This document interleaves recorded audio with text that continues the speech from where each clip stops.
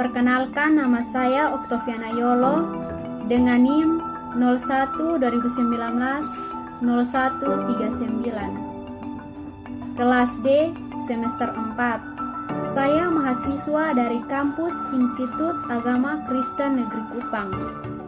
Di sini saya akan menjelaskan beberapa materi yang berkaitan dengan sosiologi pendidikan. Yang pertama, model pembelajaran sesuai tuntutan masyarakat. Pengertian model pembelajaran. Istilah model pembelajaran dekat dengan pengertian strategi pembelajaran dan dibedakan dari istilah strategi. Pendekatan dan metode pembelajaran. Istilah model pembelajaran mempunyai makna yang lebih luas daripada suatu strategi, metode, dan teknik. Sedangkan istilah strategi awal mulanya dikenal dalam dunia militer, terutama terkait dengan perang atau dunia olahraga. Namun demikian, makna tersebut meluas, tidak hanya ada pada dunia militer atau olahraga. Akan tetapi, bidang ekonomi, sosial, pendidikan. Istilah strategi, metode pendekatan, dan teknik mendefinisikan sebagai berikut.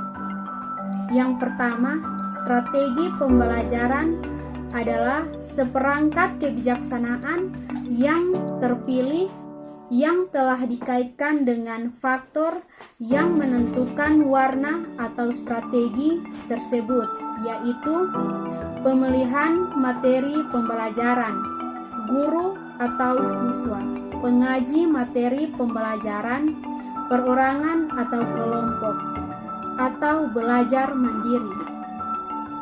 Cara mengkajikan materi pembelajaran induktif atau deduktif, analitis atau sintesis, formal atau non-formal. Sasaran penerima materi pembelajaran, kelompok, perorangan, heterogen atau homogeni. Pendekatan pembelajaran adalah jalan atau arah yang ditempuh oleh guru atau siswa dalam mencapai tujuan pembelajaran, dilihat bagaimana materi itu disajikan. Misalnya, memahami suatu prinsip dengan pendekatan induktif.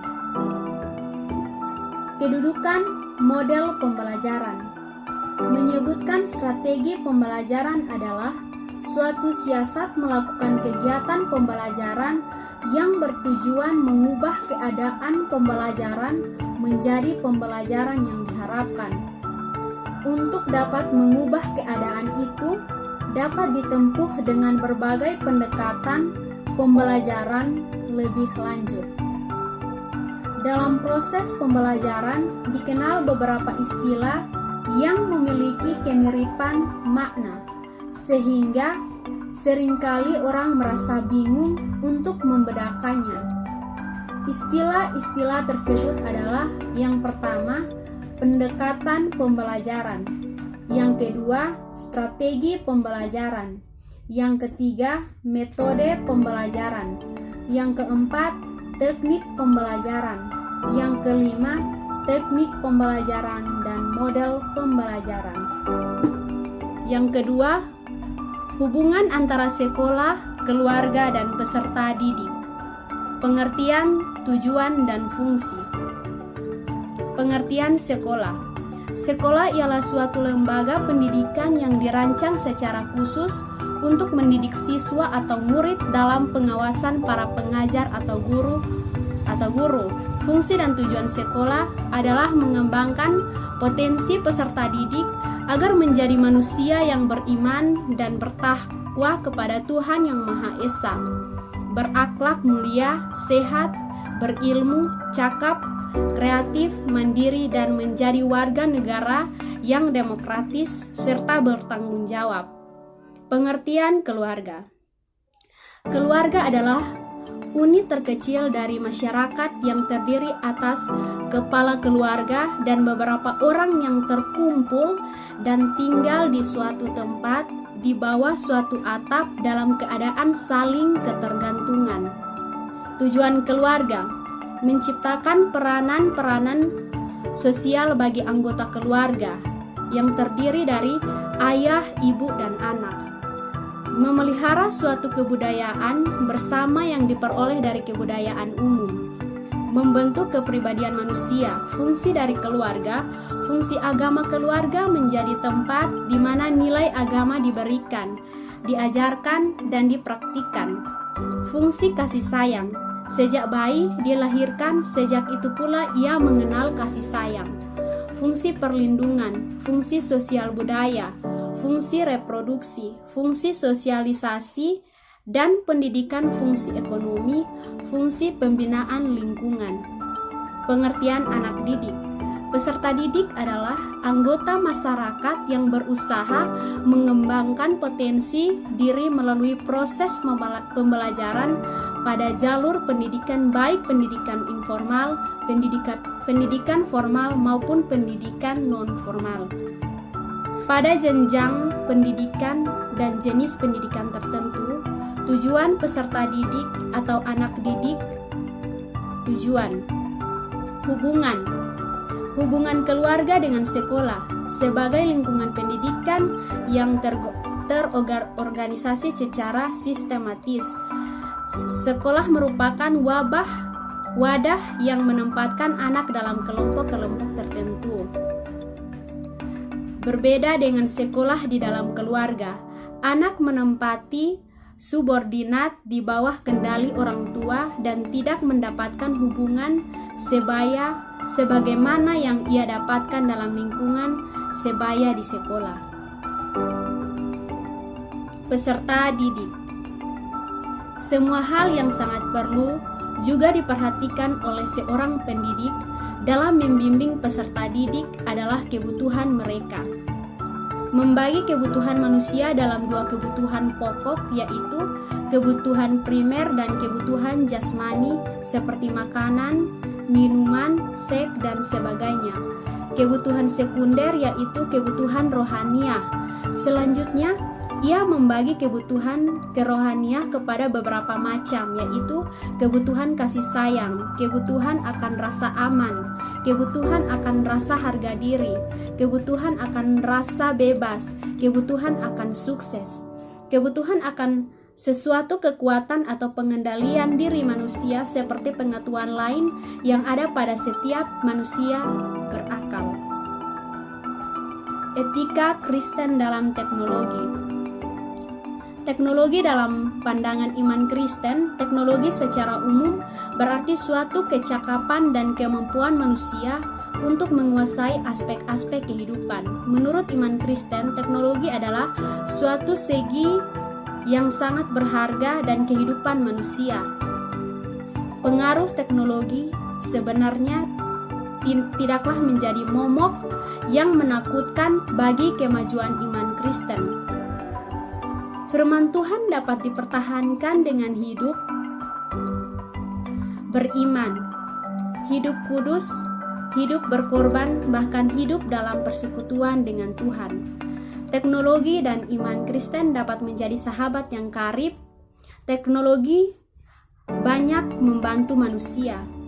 Untuk menjelaskan setiap aktivitasnya, orang Kristen dapat selalu menjadi berkat bagi sesama. Iman Kristen juga dapat menjadi pewartaan iman Kristen yang mengalahkan tantangan teknologi. Lompatan iman dapat dilalui dengan menggunakan teknologi dengan bijaksana.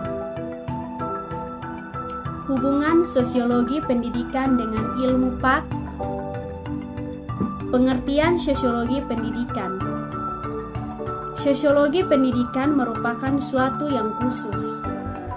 Sosiologi pendidikan adalah sosiologi khusus yang ditugaskan menyelidiki struktur dan dinamika proses pendidikan, yang termasuk dalam pengertian struktur ini ialah teori dan filsafat pendidikan. sistem kebudayaan, struktur kepribadian, dan hubungan antara semua itu dengan tatanan sosial masyarakat. Pusat penelitian sosiologi adalah tingkah laku sosial, yaitu tingkah laku manusia dalam institusi sosial. Tingkah laku itu dapat dimengerti dengan tujuan, cita-cita, dan nilai-nilai yang dikejar. Tingkah laku sosial membangun kepribadian manusia, yaitu melalui peranan-peranan yang dilakukan dalam kehidupan kelompoknya. Dari pemaparan di atas dapat kita simpulkan bahwa pendidikan Kristen sangatlah penting dalam kehidupan kita. Pendidikan Kristen adalah pendidikan yang melibatkan warga jemaat untuk belajar teratur dan tertib, agar semakin menyadari dosa mereka serta bersukacita dalam firman Tuhan. Kristus yang memerdekakan. Tugas pendidikan adalah mengantar pelajar sedemikian rupa sehingga ia mengalami pengalaman yang benar dengan Allah, Bapa Tuhan Yesus Kristus. Pendidikan Kristen juga sangat berhubungan dengan ilmu lainnya, seperti dengan sosiologi, psikologi, iptek, teologi, ilmu hukum, dan ilmu jiwa. Peran sekolah mendidikan dalam membangun masa depan bangsa. Pentingnya pendidikan. Disadari atau tidak, pendidikan merupakan hal terpenting untuk membentuk kepribadian. Pendidikan itu tidak selalu berasal dari pendidikan formal seperti sekolah atau perguruan tinggi. Pendidikan informal dan non-formal pun memiliki peran yang sama untuk membentuk kepribadian, terutama anak atau peserta didik. Dalam Undang-Undang Sisdiknas Nomor 20 Tahun 2003, kita dapat melihat ketiga perbedaan model lembaga pendidikan tersebut. Dikatakan bahwa pendidikan formal adalah jalur pendidikan yang terstruktur dan berjenjang yang terdiri atas pendidikan dasar, pendidikan menengah, dan pendidikan tinggi.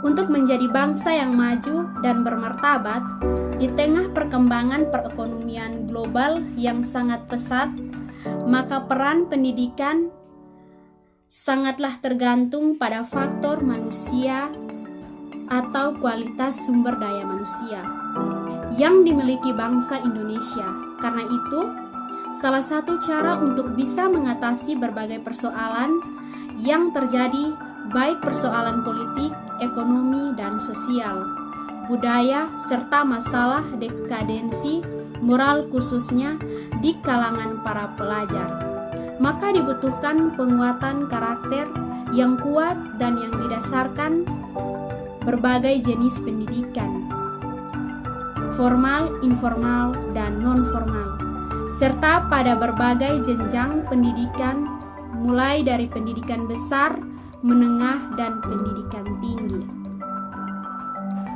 Inilah materi penjelasan tentang sosiologi pendidikan. Sekian dan terima kasih. Shalom.